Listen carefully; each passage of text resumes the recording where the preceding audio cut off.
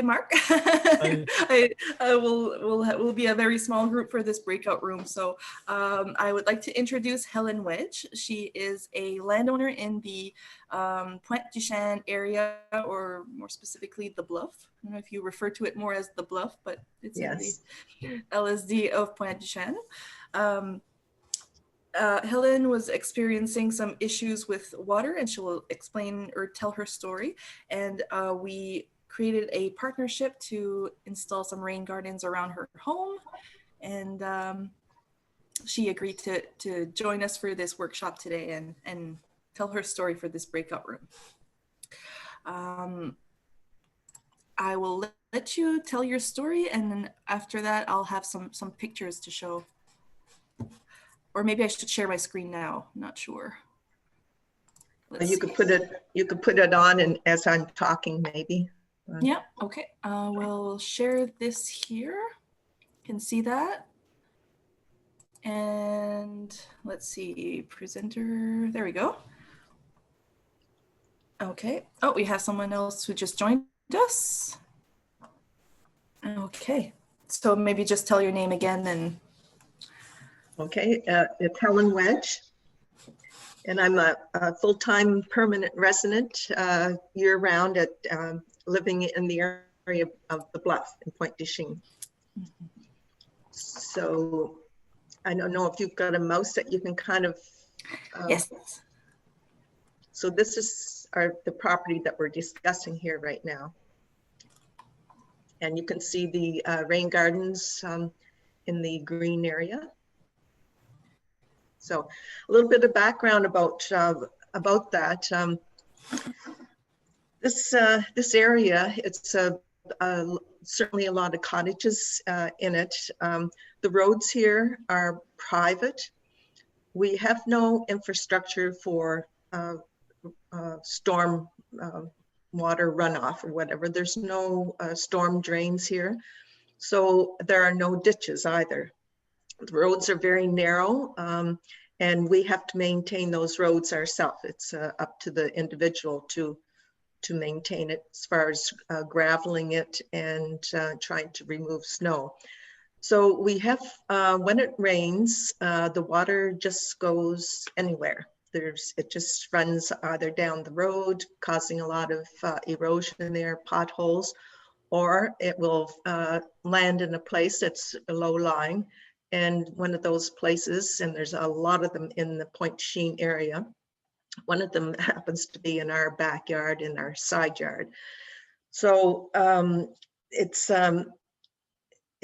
usually in the spring after the melt, and if any big major rain events like Hurricane Dorian, the water table rises so high that the water just sits on top of the ground. It sometimes will take anywhere from a month to 2 months for this water to actually disappear, to seep back down into the ground. So we have an issue of standing water, and the problem with that is, well, there's a few problems. It's unsightly, for one thing. It probably is a great breeding ground for mosquitoes. And we have this film that develops on top of the water. I believe it's called iron ochre, and I'm not sure if other people have had any issues or concerns with that kind of slimy orange guck, I call it, that sits on top of that. It has a not very pleasant smell as well. And one of these rain gardens that was installed between myself and our neighbor, that is also the side of the house where we have discharge from our sump pump. And again, because we have no drainage here, like stormwater runoff or anything, the water that gets pumped out from our basement lands in that little, it's not so much a gully, but the section between the properties.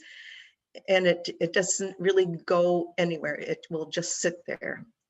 It might run across the road to a neighbor's area, but it's quite low lying there. So there's no real outlet for this water to go anywhere. And I'm not sure why it seems to be increasing more and more. And I'm not sure if there was some development done in the campground that borders our property in the back, but we seem to have more and more water running down from neighboring areas now. So that's a problem. And just to give you an idea how much water that can be there, it's not uncommon to see ducks swimming there. The water, I would say, could be anywhere from a foot to foot and a half, 2 feet deep. Where you see the water, the little fire pit back there, the water has come up past that, almost up to that obelisk there, that little iron thing. The water has come up that far. There's water over on the right there. There's a little depression of the land there that is filled with water in the spring as well. So this is this shows you some of the water. It's not certainly not the worst, but it is very problematic. So when the Shediac Bay Watershed Association had a grant to install some rain gardens in the area, I put up my hand very quickly because I thought it would be a great chance to see what if this could help or not. Now, we certainly understand as landowners that it's going to take probably more than a couple of rain gardens to help, but we just really wanted to give it a try anyway and see what happens. So we were one of the lucky people that were chosen, and Jolyne and her team came with all their muscles and picks and everything, and they dug and dug. It was not an easy dig for sure. There was a lot of roots from the trees. It's almost formed like a mesh underneath the ground, so it wasn't easy to dig, but they persevered. When I was off golfing or going to the beach, they worked hard, and I think it's going to be a beautiful project. It is a beautiful project, and I can hardly wait for the spring after the water goes to see how these plants have survived and see how they're going to grow through the summer, what kind of insects that they might attract, like butterflies, bees, and just see what happens with maybe in the spring it might be less water or it will disappear quicker. So I'm excited. We have I don't know if there's a picture there, but we have a nice sign too that the Watershed Association developed for us, or print did. And we have those in both of the gardens.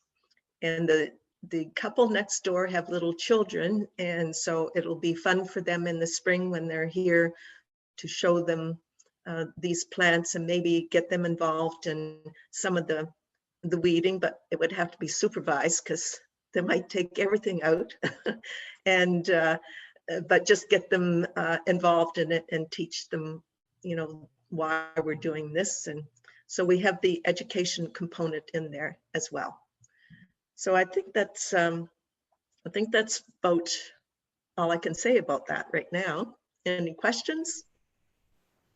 That was wonderful. This is just a few more pictures of the second rain garden on the side property line, so between the two homes.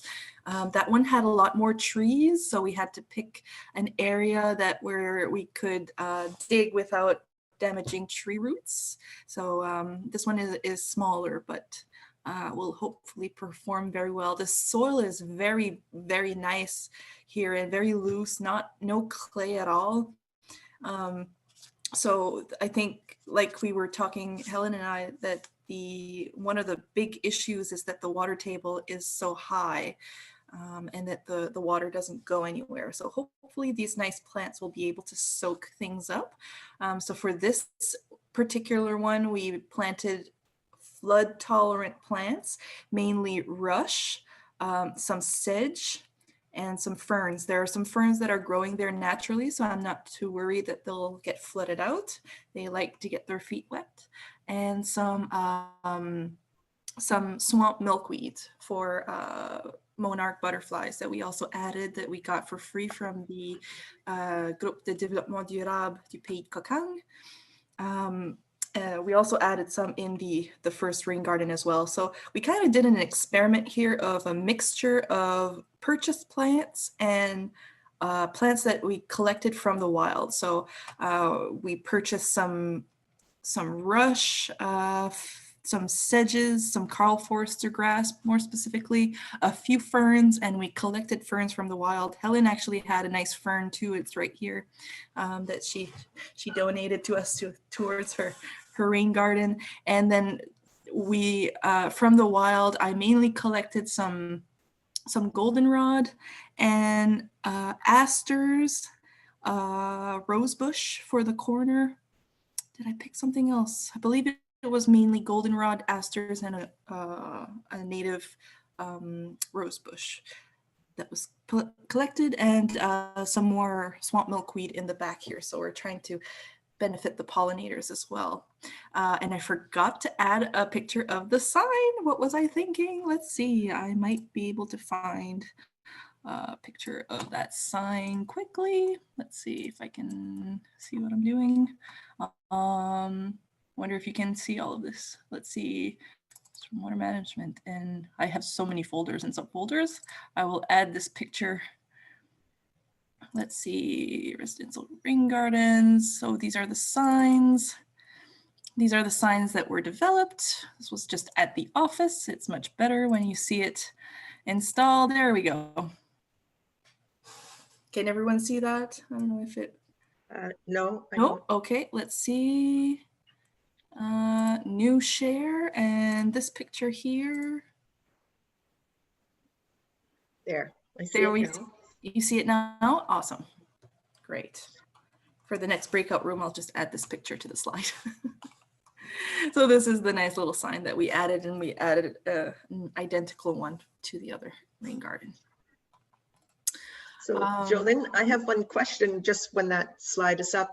Yes. See all the leaves that are gathering there, should those be raked out of there to? I don't think so. I think the fact that they're going to decompose there and add some nutrients, I think that'll be just fine. Okay. I think they're fine there. Yeah. Okay. Okay. Let's see. Stop sharing, and we're back. Thank you so much, Helen. That was an amazing presentation. All your talking points were spot on. Are there any other questions? Hi, Darlene. I didn't see that you joined us there.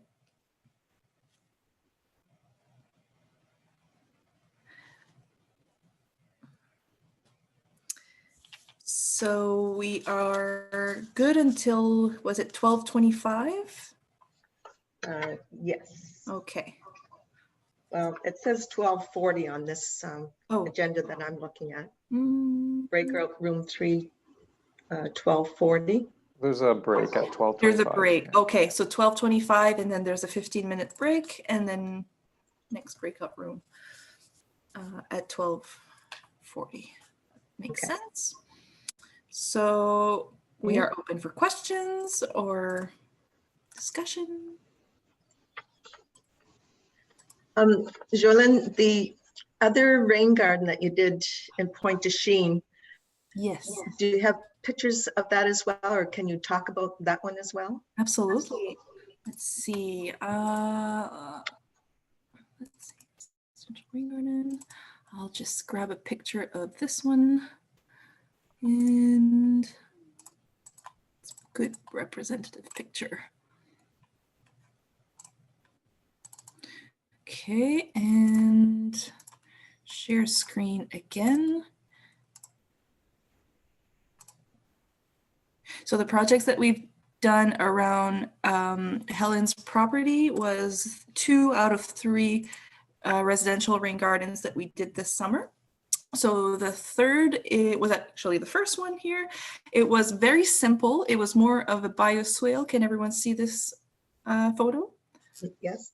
Okay, so this one was just at the edge of their property. They did not own on the other side of their fence. So problems as in the bluff, there is no ditching, and there is a problem with the neighboring properties building up their properties. So this property is surrounded by two properties that have elevated with fill their backyard, so it's about a foot above them, so they're receiving so much water, and they have that same problem on this little ditch side where water just kind of floods over onto their property.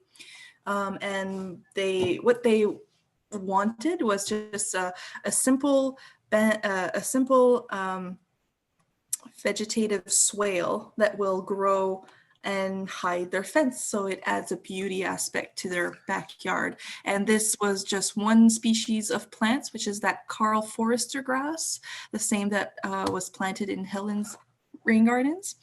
So this will grow nicely to do a nice bushy grasses that will cover that fence, and it has these nice seeds that grow from the top as well. So this is the third project. Okay. This one was much more simple. It was easy digging, and we did this one in an afternoon. It was ready to plant, and then we hauled some compost one morning, and then planted that afternoon. So everything was done in about 2 days. Do you want to make a comment about where we get the compost? Oh, that's a very good yes. So the compost is actually, I'll just stop sharing here. So the compost we actually got for free from the city of Moncton, and not exactly sure where. Jim is always the guy who gets it with the truck, but it is composted sludge from aqua. What's the term? It's the stormwater treatment. Sorry, the sewage, the water. Yeah. Stormwater and sewage treatment facility, which is a Transaqua in Riverview. In Riverview. So every few years they need to clean away the sludge. Transaqua, thanks, Darlene. Yes. They need to aspirate the sludge that's in the bottom. So the wastewater, the sewage, the municipal sewage gets treated by bacteria, and these bacteria produce a waste product, which they call sludge. So that sludge builds up in the bottom of their treatment reservoir. So every few years they clean that out, and they bring it somewhere to be dehydrated and composted instead of going to the landfill to create unnecessary volumes in the landfill. So that composted sludge actually is very, very well composted. It smells good. It doesn't smell like something that came from a sewage plant. It's actually great, and they give it away for free, especially for us as a nonprofit. They, if you go there with a shovel and some buckets, it's free. If you ask for heavy machinery operator to come and scoop up and fill up your truck, they'll charge $5. I think they charged us once for the $5, and then when they found out that we were a nonprofit organization doing these projects, they just fill up the truck for free. So so that costs us absolutely nothing to get that compost. So what we did, we basically scraped away the surface soil. We also maintained a few inches of the topsoil where a lot of nutrients exist. If I share the screen again, I have an example. Let's see, right here.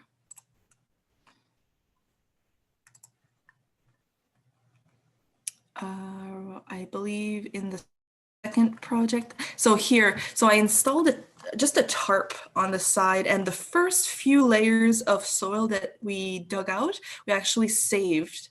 Once we were done digging out a significant portion of the soil where we were going to make the rain garden, we transferred this nutrient-rich topsoil back into.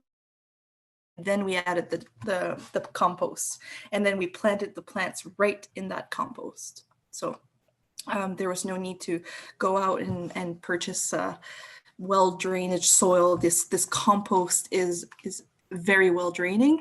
And for this garden, it was basically the same thing. We reserved a few layers of the topsoil, and then before we added the compost, it just transferred back some topsoil into the bottom, loosely, not compacted, and then we added a thick layer of that compost and planted the plants right in there. And we used some of that topsoil to put a little berm Right. too along the fence. Yes, so I didn't find any of those pictures. At the back? Yeah, I forgot to look for those pictures. So there's this fence in the back, and actually I'll go back to the map. So the fence in the backyard here, what we did was all the soil that we excavated from the rain garden, we recycled, or I needed a place to dump it. So we kept filling up the wheelbarrow. We used Helen's wheelbarrow, so that was great. And we dumped the soil along the fence to try and divert the water that was coming from the Ocean Surf campground, because water was coming in from this direction and flooding the backyard. So we actually used that soil to build a berm, and then seeded that berm with just clover seeds to make some roots and hold that together. So just kind of raked it and made it even, and then we'll see how this performs. So this is kind of an added structure to kind of help protect the backyard from way too much water coming in. So yeah, that's great. Are there any other questions? Maybe. I was wondering, like, given this is an example of like a project with a homeowner, have you ever looked into like, I guess what they call them, natural pools? Like, I guess they're like naturalized ponds or storm-water ponds, but like where people like in the backyard as a swimming feature. Like I know I've seen like what seems like really cool examples of that, just using plants to kind of clean the water, but then like, you know, with a sufficient depth to retain the water and then to cool off. Like I think I know what you mean. I think I've seen those examples. They look really cool. So that's, I guess that would be more of someone wanting to make a swimming pool, but without the hard structure of cement of a real pool, I think. Yeah, they're I'm not sure if that would be a stormwater management project, but maybe it could be. It's like, cool. I mean, I guess it's kind of like a retention pond, right? But naturalized and just, I guess, selecting plants that keep the water quality like top notch. Yeah, because they do use plants instead of salt or chlorine to keep the water clean. And I remember seeing the design, it was 2 levels. So there had to be 1 level with certain type of plants and then a deeper level with other plants, but that was the swimming area of the pool. It's really cool. That could be a cool, innovative approach to stormwater management and also getting a swimming pool in the backyard. Yeah, for homeowners, I mean. Yeah, that's a good idea. I don't know if I'd be able to design that, but maybe someday. That'll be our next project. That'll be our next project. Helen actually has a beautiful pond in her backyard. Beautiful structure with rocks, a pond, some lily pads, and 3 goldfish. They might not be there in the spring. Really? Oh no. Well, I think the pond is probably a little too shallow, so a lot of the leaves, I've tried to keep the leaves out, but they'll decompose, and the gas that stays down there, I don't keep it aerated through the winter. Okay. So they may not survive the gas. Okay. I think it's methane gas, but anyway, they had a good swim this summer. So yeah, every time I would go to work, I'd kind of stop and check if I could see any of the fish. Yeah. No. So. Yeah. Okay, so we have about 3 minutes left until the break. If there's any other questions? The rain garden that you have in the town is Shediac near the Vestiaire. Yes. how are you finding that for maintenance, to maintain that? Does the community help with some of the weeding and maintenance, or is it just the Watershed Association? So far, it's just been us that's been maintaining it, mainly some of our summer students and myself or Ryan that have been weeding it. Actually, we've not been able to prevent, like, we've not been able to keep it 100% weed free. Like it has grown to look more of like a wilder area. We've been trying to weed it to make sure that our plants don't get overtaken too much. I guess there have been some remarks by the city like saying, oh, there's a lot of weeds in there, but when we're there weeding, some people walking by are like, leave the weeds there, they're pretty, they add value to it. So there's like this community aspect where they don't care about the weeds. They know that the weeds are good because they're flowers and they're clovers with purple flowers and all that. And then the city thinks that, oh no, it needs to be held to a certain aesthetic quality. And then so the city is like, oh, we should be doing some more weeding. And then the community, when they see us weeding, they're like, leave the weeds. So it's an interesting dilemma, I guess. But we've been mainly doing the weeding, but I would say that some new plants have established themselves in the garden, and they're just there to stay now. Yes. Okay. So the Centennial Rain Garden, that might be a problem for them down the road if the city doesn't want to maintain it. Mm-hmm. Yeah. That would be a great opportunity, though, for community to get involved in it. They could, adopt like a little section of that area and try to keep it kind of, I know it's not meant to be manicured garden, right? But at least so you could see the different species of plants that are there to Mm-hmm. identify them. Very true. Just Very a comment. true. That's a good idea. That's a very good idea. Good.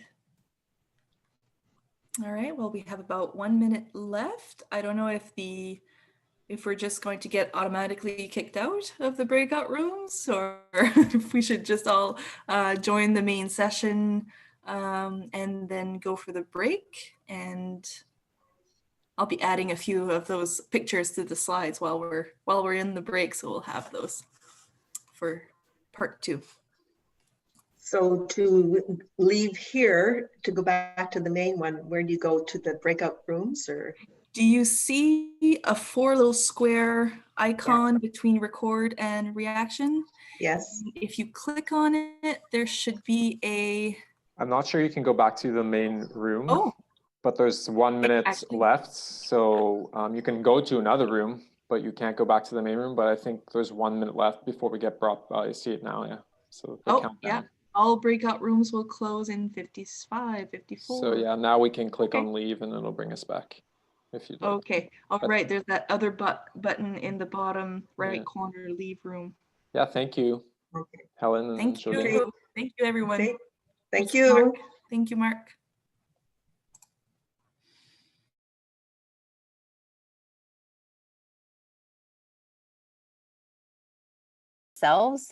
I'm thinking perhaps you can just, during the break, you can stay online and I'll assign you the room before the end of the break.